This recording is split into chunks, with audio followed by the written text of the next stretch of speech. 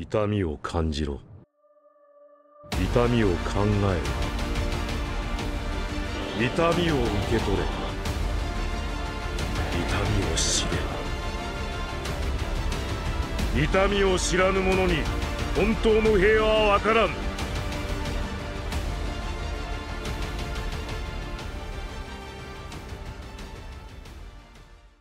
Wesh, canapèche, ça se proce, il va vous expédier l'intro en quelques secondes parce que la vidéo va être bien assez longue pour ça. On va définir qui est le meilleur personnage de chaque arc, du début de Naruto jusqu'à la fin de Shippuden. Les seules exceptions seront Naruto et Sasuke. Ils sont beaucoup trop importants à l'histoire, donc ils seraient premiers dans 80% des arcs, flemme de ça. Donc on jugera le meilleur des personnages par arc sans les prendre en compte. Et puisque j'entends que ça vous avait manqué des vidéos de cette taille, on va pouvoir commencer.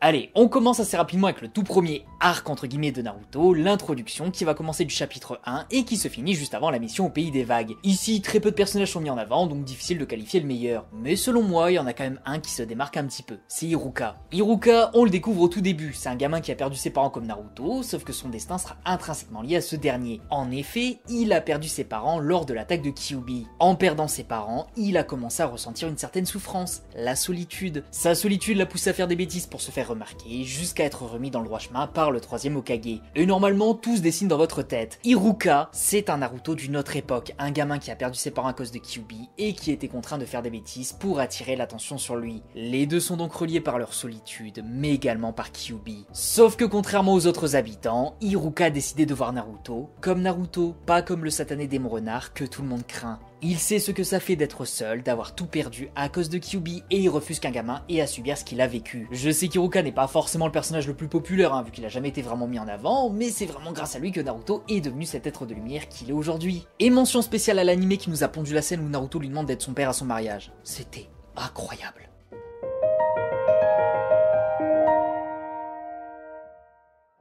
Juste après l'arc introductif, nous avons eu la première véritable mission de l'équipe 7, la mission au pays des vagues. Et là, malgré le peu de personnages présentés, il y en a quand même un qui sort clairement du lot. Aussi testostéroné qu'oestrogéné, nous avons Aku, le protégé de Zabuza. C'est simple, Iruka était un personnage qui ressemblait un petit peu à Naruto dans le fond, Aku est le premier représentant de la longue liste des Naruto-like. Et d'ailleurs, la comparaison avec Iruka est assez pertinente ici. En effet, Aku est né avec un Kekkei Genkai extrêmement puissant, ce qui fait que les gens avaient peur de lui et qui a fait que sa famille s'est fait zigouiller. Après avoir erré dans les rues comme un clochard à Montmartre, Zabuza l'a repéré, a vu ce visage d'ange qui cachait un pouvoir hallucinant. Il l'a donc recruté. Zabuza était clair, je vais me servir de toi pour réaliser mes ambitions. Mais Aku l'a accepté parce qu'il avait enfin quelqu'un qui le voyait comme utile. Il était utile à quelqu'un, il avait une influence positive sur la vie de quelqu'un. Et ça, c'est tout ce qu'il voulait. Comme Naruto qui n'avait personne à cause de son pouvoir, Aku était seul, mais ils ont tous les deux trouvé une personne à suivre. Iruka, le gentil, pour Naruto, et Zabuza, le méchant, pour Aku. Et ce qui est incroyable, c'est que même si les deux ont pris un chemin différent, ça n'a pas empêché la magie d'avoir quelqu'un de faire son effet. Aku est resté fidèle à lui-même, un être pur, malgré les ambitions purement maléfiques de Zabuza. On pourrait se dire que Naruto est tombé sur la bonne personne et Aku non, mais en vérité, Aku a réussi à se faire accepter par Zabuza et à le faire changer. Donc on est face à un excellent Naruto-like et sans conteste, au meilleur personnage de cet arc. Le duo Zabuza-Aku est et restera jamais l'un des plus emblématiques de cette œuvre, même si on les a pas beaucoup vus en fin de compte. Mais ouais, Aku, grosse masterclass.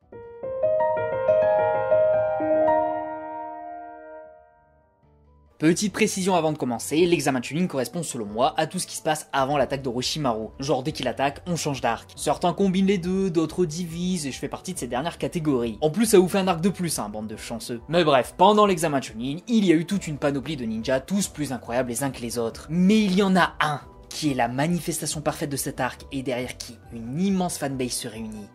Rock Lee. Rock Lee, c'est ce gamin avec une coupe de cheveux ridicule, des sourcils ridicules, une attitude déjantée et un charisme inexistant. Et pourtant...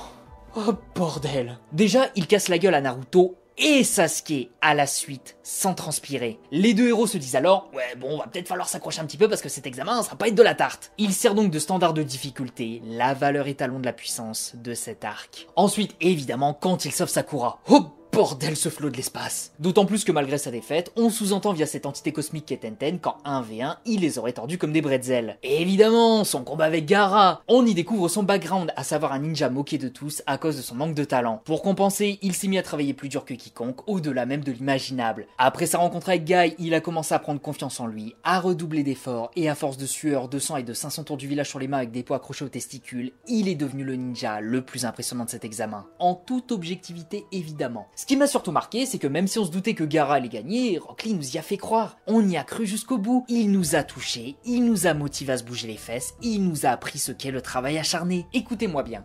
Pas un personnage dans l'histoire de Naruto n'aura eu un message aussi positif et aussi touchant que lui. Gai Maito étant la seule exception vu que c'est un petit peu dans la même continuité que Lee, donc c'est pareil. En bref, Rock Lee est incontestablement le meilleur personnage de cet examen.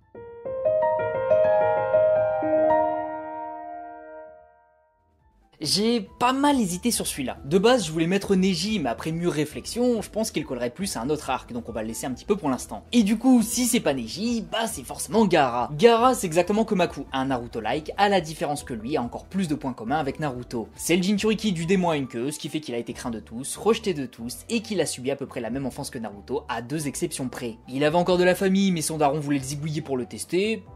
Pas cool, et que contrairement à Naruto, il n'a pas eu un Hiruka dans sa vie. Lui, il est resté seul jusqu'à cet arc, ce qui fait qu'il a vécu beaucoup plus longtemps sa solitude. Naruto, en le voyant, a sorti ses plus beaux discours pour lui faire comprendre que ce n'est pas un monstre, qu'il peut utiliser son pouvoir pour protéger ceux qu'il aime, et que n'est un monstre que celui qui le veut. On a alors l'opposition entre le mec rejeté qui s'est fait accepter, et le mec rejeté qui n'a toujours personne. Naruto va faire office à son tour du Hiruka dans la vie de Gaara, parce que comme son papa spirituel, il sait ce que ça fait d'être seul et rejeté. Est-ce que vous voyez à quel point c'est magnifiquement bien ficelé? Kishimoto est un grand maître. Donc ouais, Gaara est pour moi le meilleur personnage de cet arc. Dans le même style, on aurait pu avoir Neji évidemment, ou dans un style un petit peu plus sombre, Orochimaru. Mais ouais, Gaara, il avait quand même de sacrés arguments.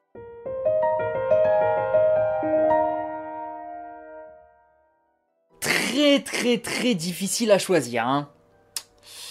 Ah, évidemment que le meilleur personnage de cet arc c'est Tsunade. Tsunade, c'est un ninja légendaire qui a successivement perdu tout ce qu'elle avait à perdre. Elle a un petit frère, il veut devenir Hokage, il meurt. Elle a un mec, il veut devenir Hokage, il meurt. Après avoir perdu ceux qu'elle aimait le plus au monde, elle a commencé une longue descente aux enfers à cause de ce traumatisme. Elle a été traumatisée par les pertes de la guerre, par le sang de ses proches et surtout par ce titre d'Hokage qui conduit de jeunes ninjas vers une mort atroce. Du coup, quand elle croise Naruto, évidemment qu'il y a un problème de souci. Naruto est déterminé comme jamais à devenir Hokage et Tsunade, qui a perdu espoir en ce rêve, le prend de haut et surtout dénigre cette fonction. Sauf que cette fonction, c'est la raison de vivre de Naruto. Il refuse de croire en cette vision sombre de Tsunade. Pour lui, être Hokage, c'est son but, là où Tsunade a conscience de ce que ça implique. Du coup, ils font ce fameux pari sur la maîtrise du Rasengan. Et quand il y arrive, qu'elle voit à quel point il est déterminé à devenir Hokage, que ce but le galvanise, alors elle veut y croire. Elle veut croire encore une fois que ce poste n'est pas une malédiction, qu'il existe bel et bien des jeunes ninjas qui peuvent réaliser ce rêve, qu'il existe une personne qui portera en elle l'espoir de son frère et de son amant. Parce que oui, Naruto est la représentation de son petit frère et de son amant, le ninja prêt à tout pour devenir Hokage. Et c'est parce qu'elle a vu ce petit bonhomme aussi déterminé qu'elle accepte de devenir Hokage dans une scène ma foi beaucoup trop sous-cotée. Tsunade était sans l'ombre d'un doute la masterclass de cet arc, et même si c'est majoritairement grâce au fait que c'était son arc à elle, bah les faits sont là. Il y aura juste pas mieux qu'elle. Peut-être Naruto à la limite, mais bon, vu qu'il est interdit ici, t'as capté.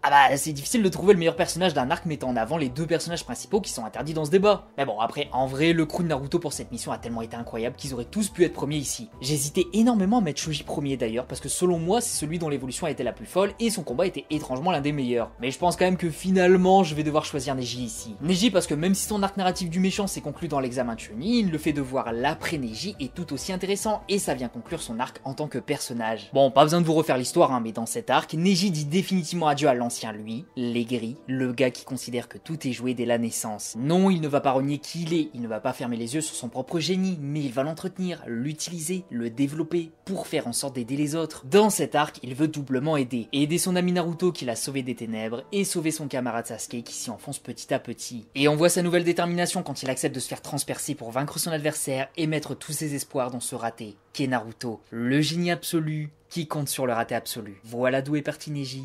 Et voilà où il finit. Son développement dans l'examen Chunin était goldé, et ici, on conclut l'arc narratif de ce personnage. Un monstre à tous les niveaux.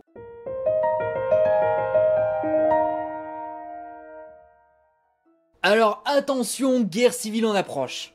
Je pense que le meilleur personnage de cet arc est Sakura Uchiwa. En fait, je pense que c'est assez évident, sauf pour ses plus grands haters. Sakura, ce qu'on sait sur elle jusqu'à présent, c'est que c'est une fille qui n'est pas très utile. Elle s'est toujours sentie à la traîne, mais pas grave, il y avait toujours Naruto et Sasuke pour l'aider. Sauf qu'à un moment, fallait quand même qu'elle apprenne à se gérer elle-même. C'était pas mal au début, mais très insuffisant face à de réelles menaces, et quand la situation devenait de plus en plus compliquée, elle pouvait plus rien faire. Sakura, juste avant le passage à la partie 2, est une fille inutile qui en a pris conscience et qui entreprend de ne plus l'être. Et dans l'arc du sauvetage du Kazekage, ses efforts seront enfin mis en avant. Elle affronte un mastodonte de l'Akatsuki et sa prestation est vraiment bonne. Non, Shio n'a pas tout fait toute seule. Non, elle n'a pas été ralentie par Sakura. C'était un travail d'équipe, un combat dans lequel les deux femmes se sont battues côte à côte pour vaincre une menace colossale. Et dans ce combat, on a pu découvrir la nouvelle Sakura, une Sakura capable, une Sakura qui sait se défendre elle-même, qui est une menace à part entière et qui n'a pas besoin de se faire sauver par Naruto et ou Sasuke. En dehors de Gaara, c'est un petit peu la seule à avoir réellement brillé, et quel combat bordel! N'hésitez pas à aller le relire parce que vous allez voir que finalement, elle a sûrement mieux géré que dans vos souvenirs. Sans elle, Sasori aurait retourné Shio sans difficulté. Ouais.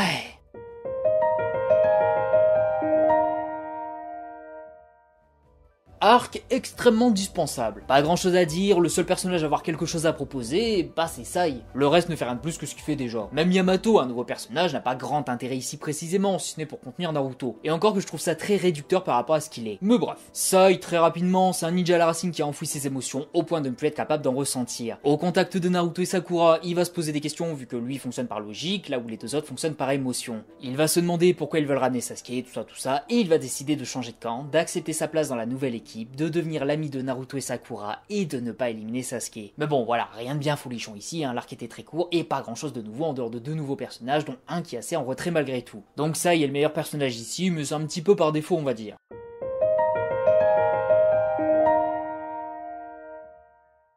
Cet arc est plus souvent appelé l'arc Idan et Kakuzu. Et ici les méchants, c'est Idan et Kakuzu.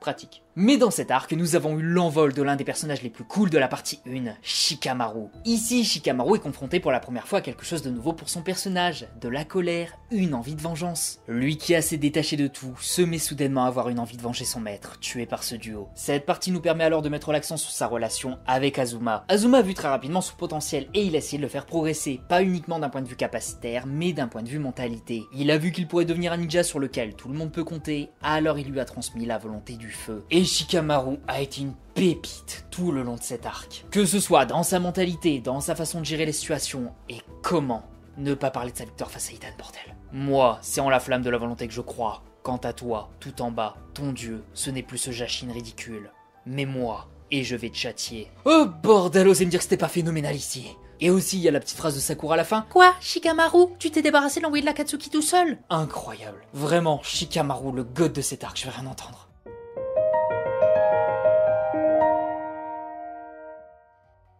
Très court, y a pas grand chose à dire dans cet arc vu que Sasuke a juste été le personnage principal tout le long. Il a recruté Ebi, donc Suigetsu, Karin et Jugo, et il y a le combat avec Deidara. Voilà, c'était globalement l'arc entier. J'ai pas forcément envie de placer les membres d'Ebi en premier vu que c'est plus la synergie de ce groupe qui coule, donc à la limite ce sera Deidara même s'il a pas fait grand chose en dehors d'être super stylé pendant son combat avec Sasuke. Il avait la haine contre Itachi, une personnalité flamboyante, un style peu orthodoxe, ouais, Deidara il était vraiment cool. C'est juste dommage que son background ne soit pas réellement développé ici. Encore un gagnant par défaut. Mais bon, au moins il aurait été stylé, c'est déjà ça.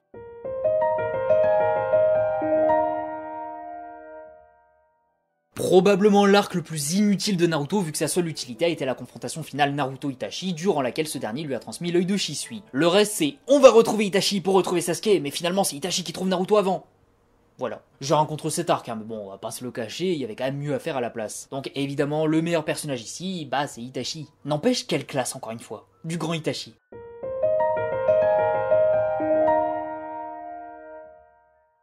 Ai-je besoin de le dire? En tout et pour tout, il y a eu 3 personnages présentés dans cet arc. Conan, qu'on voit à peine, Pain, monstrueusement stylé, et la légende, Jiraiya. Y a pas un monde où Jiraiya n'est pas le meilleur des personnages ici. Bon après je vous rassure, si Pain n'est pas premier, c'est surtout dû au fait qu'on ne le découvre réellement que dans l'arc de l'assaut de Pain. Là on le découvre juste comme étant un personnage extrêmement puissant, donc c'est pas assez pour surpasser notre Gigi national. Jiraiya, je pense qu'on l'avait tous un petit peu oublié, mais c'est un fucking Sannin, et on ne rigole pas. avec les Sannin. Je vous invite à relire ce combat ou à regarder ma vidéo où je le fais devant vous, mais vraiment, ce combat nous a permis de nous rendre compte à quel point Naruto avait un garde du corps de qualité. Si Konoha acceptait de laisser partir le Jinchuriki de Kyuubi loin du village pendant 2 ans et demi, c'est parce qu'il était vraiment bien protégé. En plus, outre le combat grave stylé, on a pu avoir le background de Jiraiya, un individu qui a cherché à réaliser sa destinée, qui a connu un grand nombre d'échecs, mais qui a enduré jusqu'au bout et qui a été une source d'inspiration et pour Naruto et pour nous. Sa mort est sans l'ombre d'un doute l'une des plus marquantes de l'œuvre. Quand il fait le récapitulatif de sa vie, qu'il voit tous ses échecs mais qu'il part avec le sourire parce que sa plus grande source d'espoir est toujours là, ça pourrait même faire chialer Dio Brando.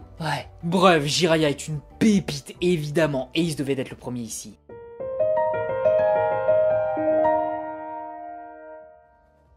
Sans aucun conteste, Itachi est le meilleur ici. Même pas besoin de développer. On découvre son véritable background, sa mission, pourquoi il a éliminé son clan, son véritable objectif, tout ça, et c'était absurde, tellement il nous a retourné le cerveau. En plus dans ce combat, quand on comprend le contexte, Itachi ne peut pas vous avoir laissé de marbre. Au bout de sa vie, avec des poumons si troués qu'un gruyère, il a réussi à pousser Sasuke dans ses retranchements dans l'unique but de faire sortir Orochimaru, de le soulever et de mourir de la main de son frère. Même aveugle, il a tout vu. Même sans oxygène, il a tout déchiré. Même par-delà la mort, il continuait de protéger son frère. Je suis désolé parce que j'aurais aimé rendre hommage plus longtemps à ce personnage que j'adore, mais ouais, y a aucun débat sur lequel des personnages est le meilleur de cet arc. Itachi est juste imprenable ici. Donc évidemment, c'est lui le meilleur personnage de cet arc.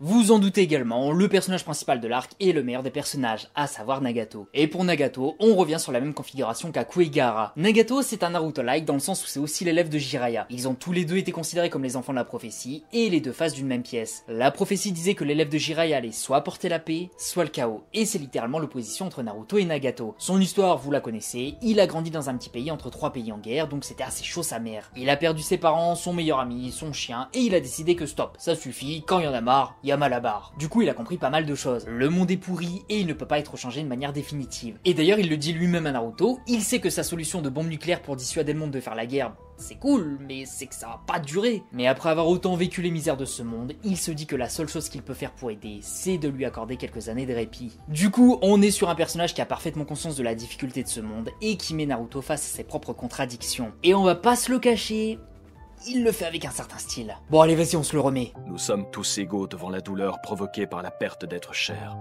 Tous les deux, nous avons connu cette douleur atroce. Tu te bats pour ta vision de la justice. Et moi, je me bats pour la mienne. Nous sommes des hommes tout à fait ordinaires, mus par une soif de vengeance que nous avons rebaptisée justice. Mais en décrétant que sa vengeance est un combat pour la justice, on ne fait qu'engendrer d'autres soifs de vengeance. C'est alors que se dessine le cercle de la haine. Ce que nous vivons en ce moment en est une manifestation. Nous connaissons le passé et nous pouvons pressentir l'avenir, et c'est ainsi que s'écrit l'histoire. Aussi sommes-nous obligés d'accepter l'idée que les hommes ne sauront jamais se comprendre et s'entendre. Masterclass. Pain est sans conteste l'un des meilleurs personnages de Naruto et même l'un des meilleurs antagonistes, tout manga confondu. J'ose le dire, vous allez faire quoi?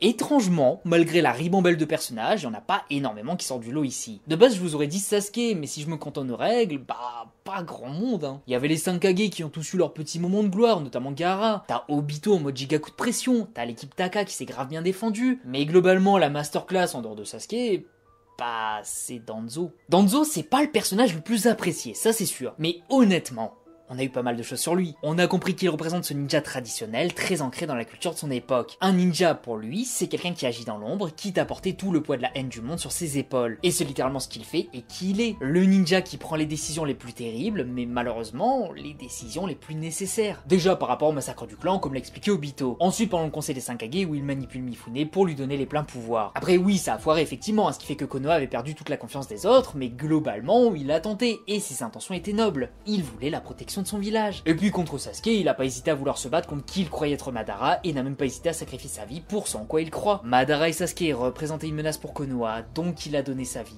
pour les éliminer. Vraiment, essayez de prendre du recul, analysez les actions de Danzo une par une, et vous verrez que le bien-être de Konoha est toujours la raison de ses actions. Dans un monde aussi pourri, il faut savoir prendre des décisions difficiles, et c'est pour ça d'ailleurs qu'il avait autant d'estime pour Itachi. Danzo embrasse cette vision, et il est, selon moi, le meilleur personnage de cet arc.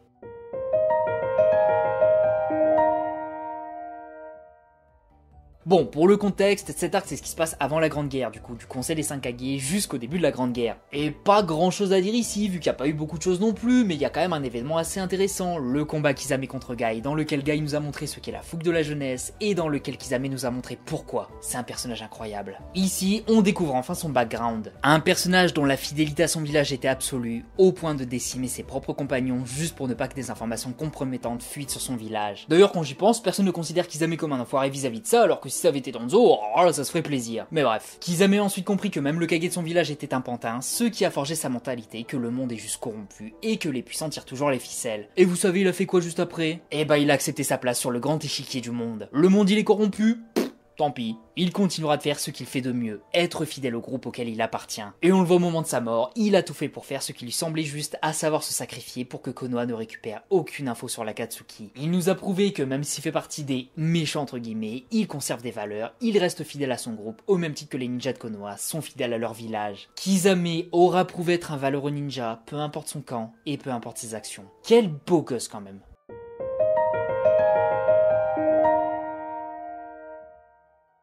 Cette partie de la guerre correspond au début de la Grande Guerre jusqu'à l'arrivée d'un certain personnage, Triple M, Monsieur Maître Madara. Et ça tombe bien, Triple M a mis tout le monde d'accord dès son arrivée. Un des gros reproches que j'ai à faire à cette 4ème Grande Guerre, c'est qu'elle semblait trop facile vu que Naruto pouvait littéralement solo tout le monde. Et ça, bah c'était le cas jusqu'à l'arrivée de Madara qui a complètement bouleversé le cours de cette guerre. À peine arrivé, il montre qui est le boss et là, il y a une réaction normale de la part des ninjas présents et des spectateurs. Comment qu'on va faire? Comment gérer un gars qui soulève sans aucune pression l'Alliance Ninja, notamment l'unité composée d'Onoki, Gaara et Naruto? Comment gérer un gars qui balance des météorites? Un gars qui fait que Kyuubi fait dans son froc qu'il n'a pas? Non mais là c'est trop, Madara est arrivé et c'est devenu une menace planétaire d'un claquement de doigts. D'autant plus qu'il était teasé via le personnage de Toby de base, mais quand il est arrivé, on a compris. On a compris la terreur de l'ancienne génération et honnêtement, il n'y a pas un Edo qui a eu un tel impact à ce moment-là. Si Madara est le méchant le plus emblématique de Naruto, il y a bien une raison et son apparition pendant la guerre l'a immédiatement propulsé au sommet de la chaîne alimentaire du Naruverse. Madara c'est le charisme, le flow, la sensation de danger, la menace qui fait que le doute s'installe, le ninja ennemi qui fait qu'on doute du résultat. Madara c'est le personnage emblématique de cette guerre, donc évidemment que dans cette partie, il ne pouvait être que numéro 1, amplement mérité.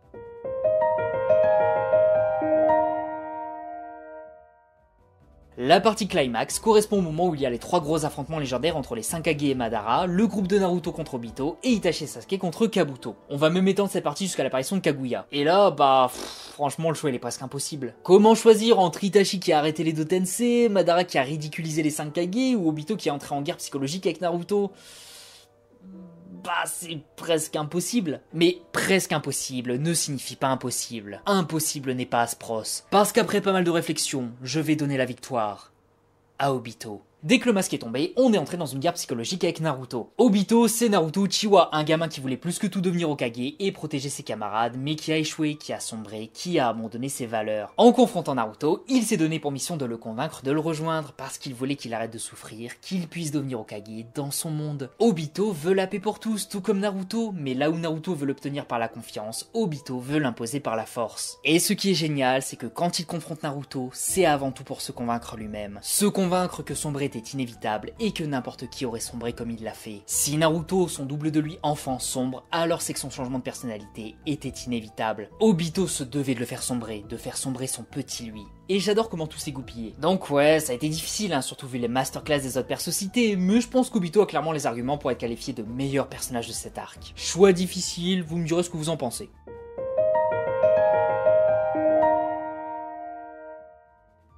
Bon, ce sera le dernier arc ici, vu que tout le dernier ne met en lumière que Naruto et Sasuke, donc on peut pas vraiment les juger. Et même Naruto et Sasuke sont tout aussi importants l'un que l'autre, donc ouais, on va le virer ici. Mais enfin bref, l'arc Kaguya, y a pas énormément de monde en avant non plus, hein. C'est surtout l'équipe 7 contre Kaguya. Kaguya étant ultra pas développé, Naruto et Sasuke étant exclus de ce classement, c'est tendu de trouver qui a été le meilleur, hein. Et promis, ce ne sera pas Sakura. Laissons un petit peu les Uchiwa tranquilles. Mais je pense que le meilleur sera Obito. Encore. Obito parce qu'après avoir perdu Joby, après avoir subi le Talk no Jutsu de Naruto, il est redevenu l'Obito d'avant. Et cet Obito, il devait participer, se prouver à lui-même qu'il est bel et bien redevenu celui qu'il était, pour une nouvelle fois protéger ses camarades. Et cette fois-ci, sans échouer. Il fera tout ce qui est en son pouvoir pour aider, en ramenant Sasuke de l'autre dimension, en se sacrifiant pour sauver Naruto et Kakashi de l'attaque de Kaguya, et en offrant son chakra et ses pupilles à Kakashi pour qu'il puisse aider pendant l'assaut final de l'équipe 7. Il s'agit ici d'un arc de rédemption pour lui, parce qu'après tout ce qu'il a fait, peu importe à quel point il s'enfonçait dans les ténèbres, il a eu la force de s'en sortir et donne tout ce qu'il a, même dans l'au-delà, pour protéger Konoha et ses camarades, non pas en tant qu'Obito, le chef de l'Akatsuki, mais en tant qu'Obito, le ninja de Konoha, qui rêvait de devenir Hokage. Et sa mort est l'une des plus incroyables selon moi. Oh allez venez, on se la remet aussi, hein. Elle est tellement cool. Naruto, à l'avenir, tu connaîtras d'autres peines et d'autres déconvenues. Mais cela ne changera pas la personne que tu es au fond de toi. Tu sauras toujours faire triompher tes valeurs. Un jour, tu m'as dit que tu ne revenais jamais sur ta parole, car tel était ton indo. C'est bien ça? Oui. Naruto, quoi qu'il advienne, il faut que tu deviennes Hokage. Ouais. J'ai l'épiderme de gallinacé. Mais enfin bref, c'est tout pour cette vidéo. À votre avis, est-ce qu'il existe un meilleur personnage hors Naruto et Sasuke dans les différents arcs cités? On en discute en commentaire. En attendant, je vous dis à la prochaine pour une nouvelle vidéo. Des bisous les gens, prenez soin de vous. Et la prochaine fois au programme, émulsion de testostérone. Parce que là, ça va parler d'un sujet ultra masculin. Et est-ce que ça se sent que je suis hyper ironique là? Vous êtes tellement pas prêts. Ouh là là.